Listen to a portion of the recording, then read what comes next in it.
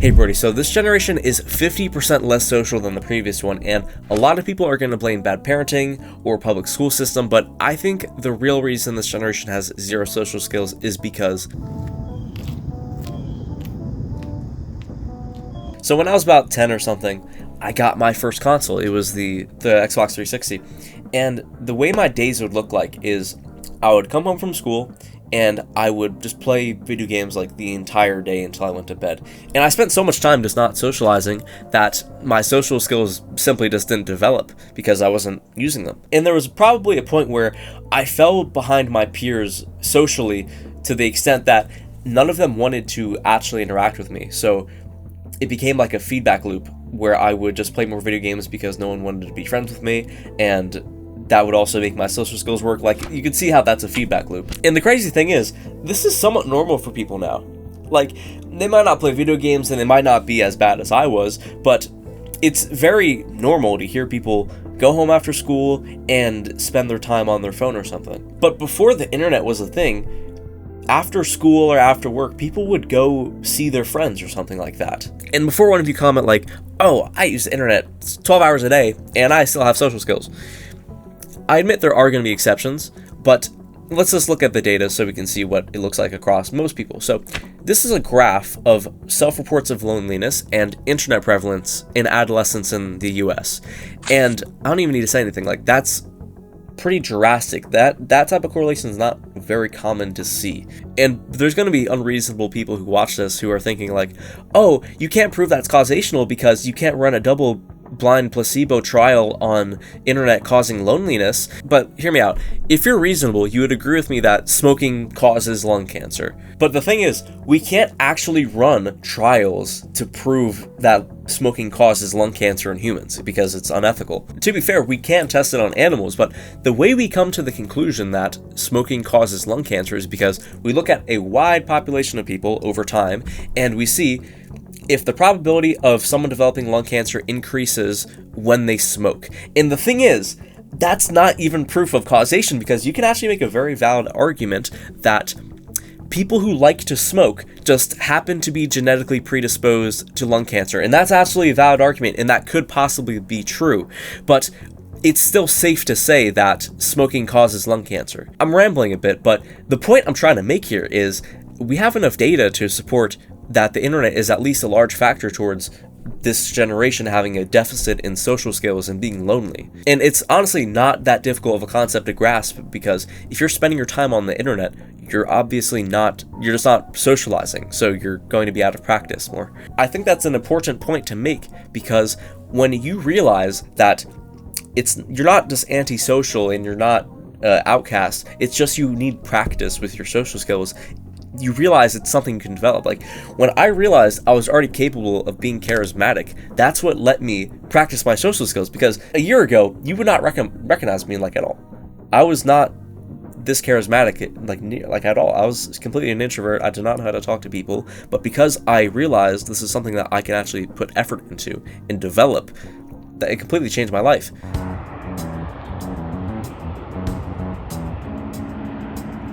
I was never a natural social butterfly. Like, I was always the shy kid with no confidence. Like, I remember when I first started going to the gym, this is about a year ago now, I would be too afraid to walk up to people to ask how many sets they have left on the machine they're using, because I was scared of making an awkward situation. But there was something I realized that it changed my social life, and it honestly just changed like most aspects of my life.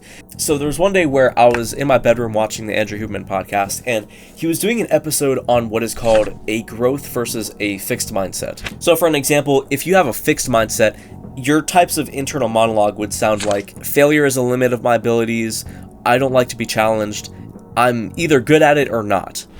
And if you have a growth mindset, your internal monologue would sound something like, failure is an opportunity to grow, challenges help me grow, and I can learn to do anything I want. In my entire life, I did not realize I was thinking with this fixed mindset that, oh, I'm born with this talent for this, and if I'm not naturally good at X, Y, or Z, I can't do it. And I just never seen that as an issue. Like, this was one of those things that it seems obvious now that I'm in my shoes, but I had no clue that this was a problem until I saw this episode. Because I was always telling myself, like, you're an introvert, you're awkward, you're naturally not good at talking with people, it was just a self-fulfilling prophecy. Like, it wasn't even true, but I was acting like it was true the whole time. When I started telling myself, you can learn to be charismatic, this social error will help you be better the next time, that's when I was actually able to make progress towards being charismatic and being more social. So this is 100% the best method to develop your social skills, and I know you've never heard of it before because I made it myself. So before I quit my job, I was working at this indoor playground, so I had like a front desk and stuff like this, and I would work front desk sometimes, and it was perfect because there would be a new customer like every 30 seconds to a minute. And this was about a year ago, so I was still socially awkward, but I had the mindset that I will become charismatic. So give me the book. Okay. I gotta fix my chair now. Y'all don't understand what I gotta do to be doing this. Alright. I have like lineups on my floor for my chair so the framing is consistent. Okay, we're back. So you've probably heard of this book before. It's How to Win Friends and Influence People, and I would read this book before every single shift. And another book, by the way, if you're interested, is called The Charisma Myth, and this one's underrated, but I think it's actually almost as good as How to Win Friends and Influence People.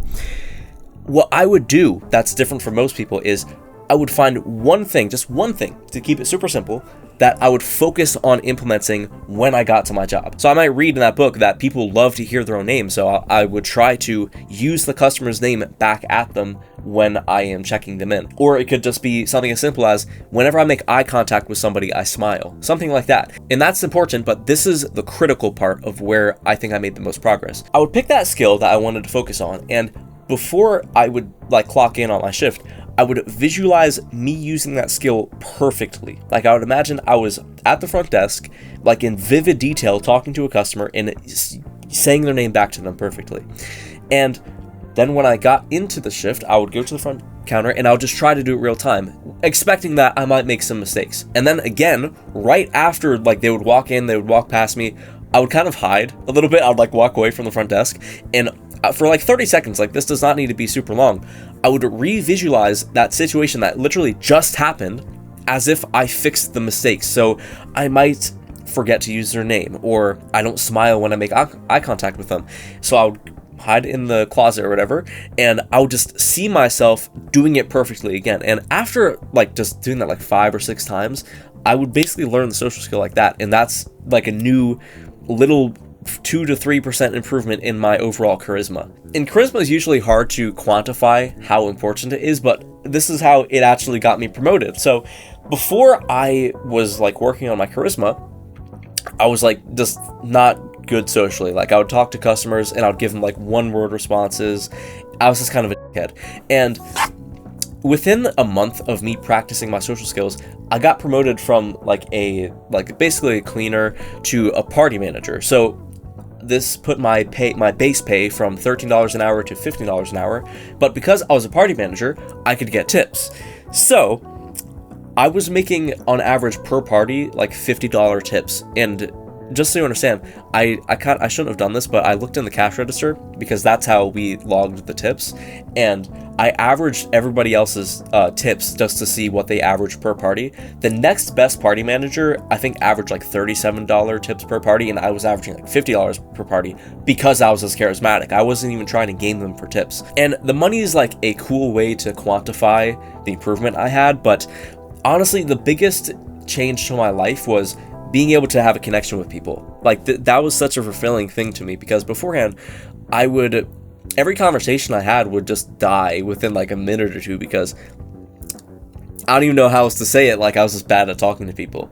Having that sense of belonging like literally changed my entire life. So to answer the question why I think this generation has zero social skills, I would say society has a lack of appreciation for the time it takes to develop social skills, and we think that it is something that is talent-based. It's not something that's a learnable skill. I hope I could help you to get 1% better today.